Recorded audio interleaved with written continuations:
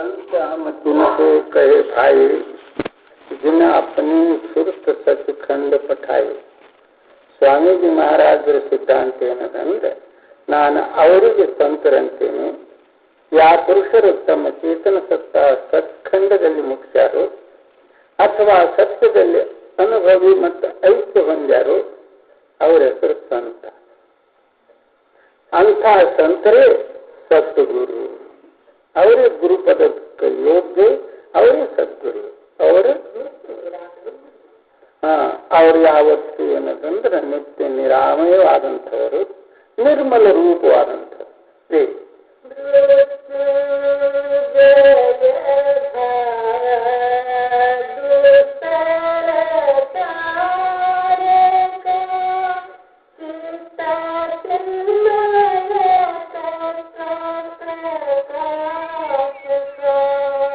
ಅವರು ಮೃತ್ಯುವಿನ ಮೇಲೆ ವಿಜಯ ಹೊಂದಿದಂಥವ್ರು ಮತ್ತೆ ಭವಸಾಗರದಿಂದ ಸರ್ವ ಜೀವಿಗಳಿಗೆ ದಾರಕಂದ್ರೆ ಉದ್ಧಾರ ಮಾಡತಕ್ಕಂಥವ್ರು.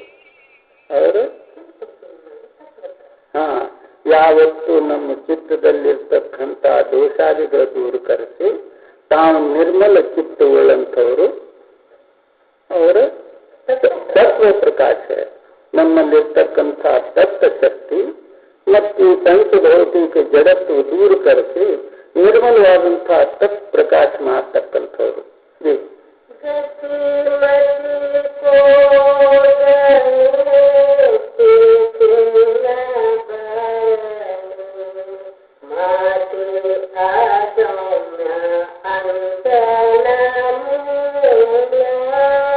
ಅವರ ಗತಿ ಮತ್ತು ಮತಿ ಯಾರು ವರ್ಣನೆ ಮಾಡಬಹುದು? ಅವರು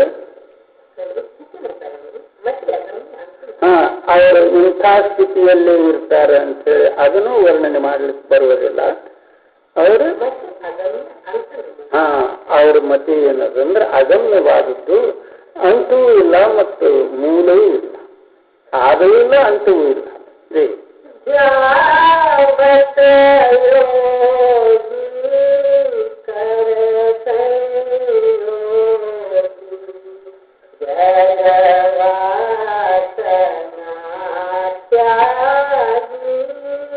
ಅಂಥ ಪುರುಷರಿಗೆ ಯೋಗಿ ಜನರು ಧ್ಯಾನ ಮಾಡ್ತಾರೆ.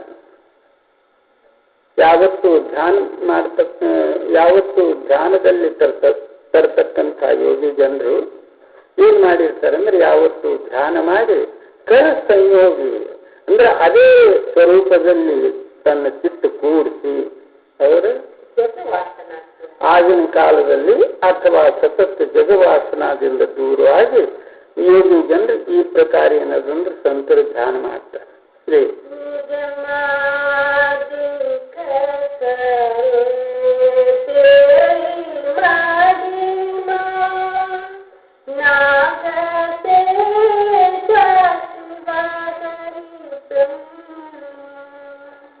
ಅಂಥ ಸಂತರ ಮಹಿಮೆ ಏನದಂದ್ರೆ ನಿಗಮಾದಿಗಳು ವರ್ಣನೆ ಮಾಡ್ತಾವೆ ಮತ್ತು ಎಲ್ಲದಕ್ಕಿಂತಲೂ ವಿಶೇಷವಾದಂತಹ ಮಹಾಶೇಷಾದಿಗಳು ಸಹಿತ ಮತ್ತು ಬ್ರಹ್ಮ ವಿಷ್ಣು ಮಹೇಶ್ವರಾದಿಗಳು ಸಹಿತ ಆ ಪ್ರಕಾರ ಏನಾದ್ರು ಸಂತರ ಮಹಿಮೆ ವರ್ಣನೆ ಮಾಡ್ತಾರೆ.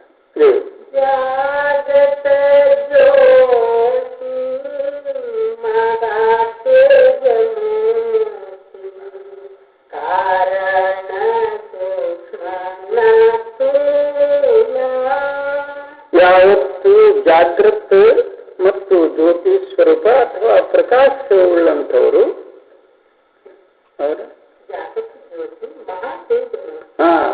ಆ ಜ್ಯೋತಿ ಎಂಥದ್ದಂದ್ರೆ ಮಹಾ ತೇಜಮಯವಾದಂತಹ ಮೂರ್ತಿ. ಅವರು ಕಾರಣ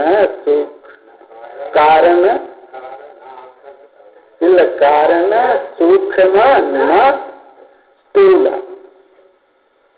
ಕೆಲವು ಜನರು ಏನಂದ್ರೆ ಕಾರಣ ಪ್ರಕಾಶವು ಅನ್ನಬಹುದು, ಸೂಕ್ಷ್ಮ ಪ್ರಕಾಶವು ಅನ್ನಬಹುದು, ಸ್ಥೂಲ ಪ್ರಕಾಶ ಅನ್ನಬಹುದು, ಅಥವಾ ಇವು ಮೂರು ಶರೀರಕ್ಕೆ ಸಂಬಂಧಪಟ್ಟಂತಹ ಪ್ರಕಾಶವು ಅನ್ನಬಹುದು.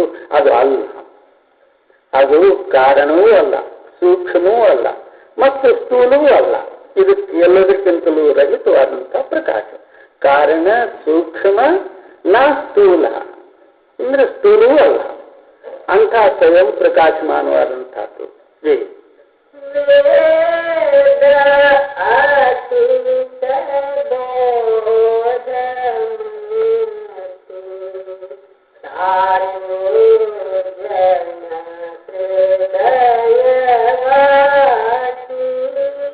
ಅವರು ಬೋಧಿ ಅಂತಂದ್ರೆ ವೇದಕ್ಕೆ ಅತೀತವಾದಂಥದ್ದು.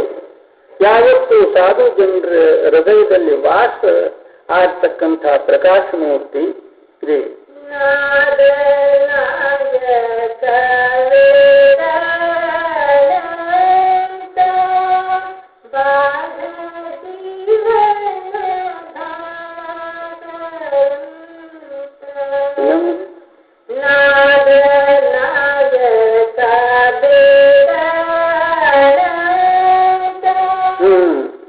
ನಾದಕ್ಕೆ ನಾಯಕರಾದಂಥವರು.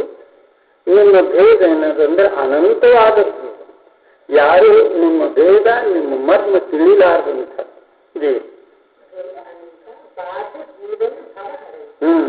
ಜೀವರ ಬಾಧೆ ಮತ್ತು ಭವ ದೂರೀಕರಿಸತಕ್ಕಂಥ ಶಕ್ತಿ.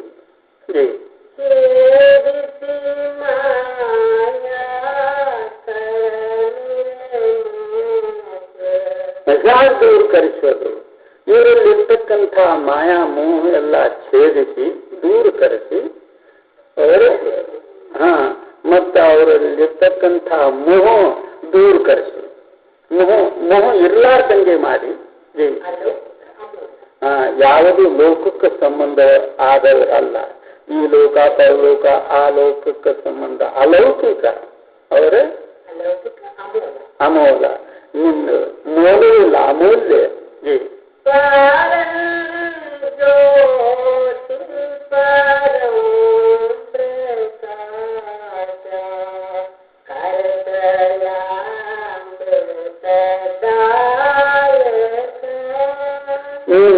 ಪರಮ ಜ್ಯೋತಿಯಾದಂಥವನು, ಮಹಾಪ್ರಕಾಶವುಳ್ಳಂಥವನು.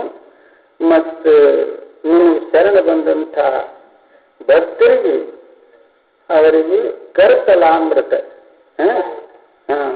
ಅವರಿಗೆ ಏನದಂದ್ರೆ ಅವರ ಕರದಲ್ಲಿ ಅಮೃತ ಕೊಡ್ತಕ್ಕಂಥವನು, ಕೊಡ್ತಕ್ಕಂಥ ದಾತಾನು.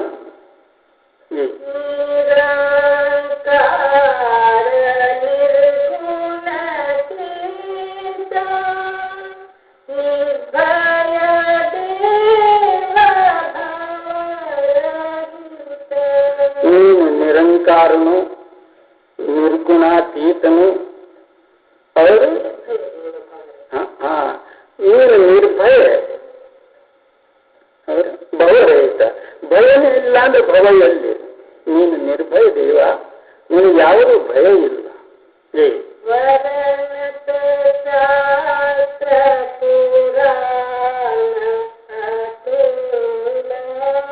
ಎಲ್ಲ ವೇದ ಶಾಸ್ತ್ರ ಮತ್ತು ಪುರಾಣ ನಿಗಮಾಗಮಾದಿಗಳು ನಿನಗೇನದಂದ್ರೆ ಅಮೂಲ್ಯ, ಅದನ್ನೇ ಮತ್ತು ಅತೀತ ಅಂತ ಹೇಳಿ ನಿನ್ನ ವರ್ಣನೆ ಮಾಡ್ತಾರೆ.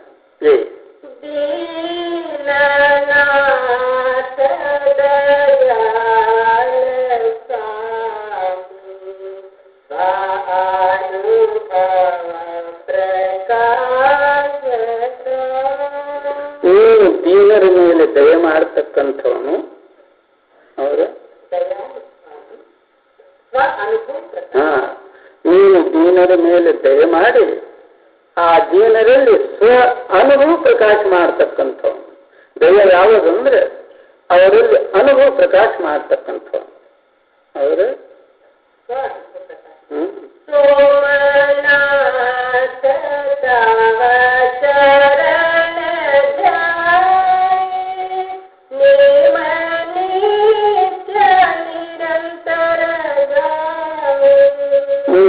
ಸೋಮನಾಥ ತವ ಚರಣ ಧ್ಯಾವೆ.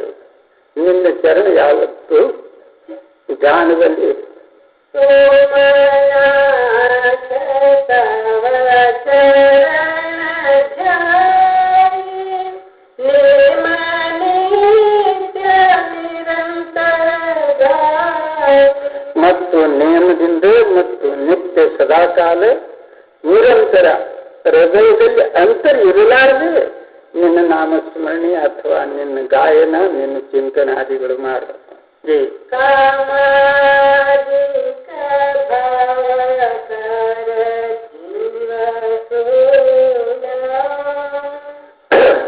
ಅದಕ್ಕೆ ನೀನೇನದಂದ್ರೆ ಎಲ್ಲ ಜೀವಿಗಳಿಗೆ ಮಹಾಸೂಲವಾದಂತಹದ್ದು ಯಾವುದು ಅಂದ್ರೆ ಕಾಮ.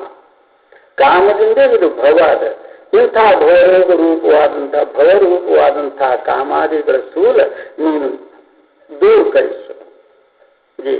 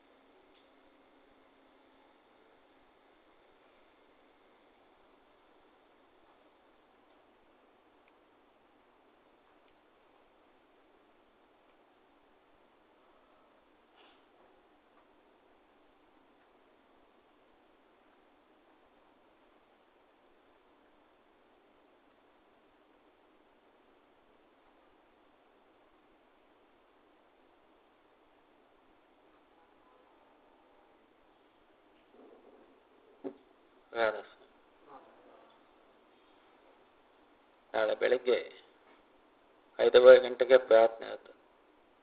ಪ್ರಾರ್ಥನೆ ಮಾಡ್ಕೊಂಡು ನಾವು ಮುದ್ದೇಟಿಪಲ್ಲಿ ಸತ್ಸಂಗ ಕಾರ್ಯಕ್ರಮಕ್ಕಾಗಿ ಹೊರಡ್ತೀವಿ. ನೀವುಗಳೆಲ್ಲೂ ಸ್ವಲ್ಪ ಪ್ರೇಮದಿಂದ ನಾಳೆ ನಾಡೋದು 2 ದಿನ ಸೇವಾ ಮಾಡಿದ್ರೆ ಭಾಳ ಸೇವಾ ನಡೀತದೆ. ಆದ್ದರಿಂದ ಬೇರೆ ಸೇವಾ ಬಿಟ್ಟು ರೋಡ್ ಹಾಕೋದ್ರಲ್ಲೇ ಪ್ರೇಮದಿಂದ ಹೋದ್ರೆ ಭಾಳ ಅನುಕೂಲ ಆಗ್ತದೆ. ಸೇವಾ ಬಿಟ್ಟು ಮಧ್ಯ ಮಧ್ಯದಲ್ಲಿ ವಾಪಸ್ ಬರಬೇಡು. ಧನ್ಯವಾದ ಅಲ್ಲೇ ಸ್ವಲ್ಪ ಸುಧಾರಿಸ್ಕೊಂಡು ಅಲ್ಲೇ ಇದ್ದು ಸೇವೆ ಮಾಡು. ನಾಳೆ ಸಾಯಂಕಾಲ ತನಕನೂ ಮಾಡಿ, ನಾಡಿದ್ದು ನಾವು ಸಾಯಂಕಾಲ ಬರೋ ತನಕನೂ ಅದೇ ಸೇವನೆ ಮಾಡಿ. ಮಾಡೋದ್ರಿಂದ ನಮ್ಮೆಲ್ಲರಿಗೂ ಲಾಭ ಉಂಟದು. ಯಾರಿಗೋಸ್ಕರ ಮಾಡ್ತಿಲ್ಲ, ಇದು ನಮ್ಮೆಲ್ಲ ಅನುಕೂಲಕ್ಕೋಸ್ಕರ, ನಮಗೋಸ್ಕರ ಇದು. ಆದ್ದರಿಂದ ಅದರಲ್ಲಿ ಪ್ರೇಮದಿಂದ ಸೇವಾ ಮಾಡ್ಕೊಂಡು ನಡೆಯುವುದು. ಬೆಳಗ್ಗೆಯಿಂದ ಸಾಯಂಕಾಲದವರೆಗೂ ಅಲ್ಲೇ ಇದೆ. ನಾಳೆ ಬೆಳಗ್ಗೆ ನಾವು ಹೊರಟು ನಾಳೆ ಮಧ್ಯಾಹ್ನ ಸಾಯಂಕಾಲ ಮತ್ತು ನಾಡದ ಮಧ್ಯಾಹ್ನ ಸತ್ಸಂಗ ಮಾಡ್ಕೊಂಡು ಭಾನುವಾರದ ರಾತ್ರಿ ಸತ್ಸಂಗದ ಸಮಯಕ್ಕೆ ಬರಲಿಕ್ಕೆ ಪ್ರಯತ್ನ ಮಾಡ್ತೀವಿ. ಎಲ್ಲ ಪ್ರೇಮದಿಂದ ಮಾಡು. ಯಾರೂ ಒಬ್ಬೊಬ್ಬರೇ ಬರೋದು ನೋಡಿ ಇನ್ನೊಬ್ಬರು ಹಾಗೆ ಮಾಡ್ತಾರೆ. ಅದನ್ನು ಯಾರು ಬರಲಿಕ್ಕೆ ಹೋಗಬೇಡ, ಅಲ್ಲೇ ಇದ್ದು ಸೇವಾ ಮಾಡಿ. ಆಯ್ತಾ? ರಾಧಾ.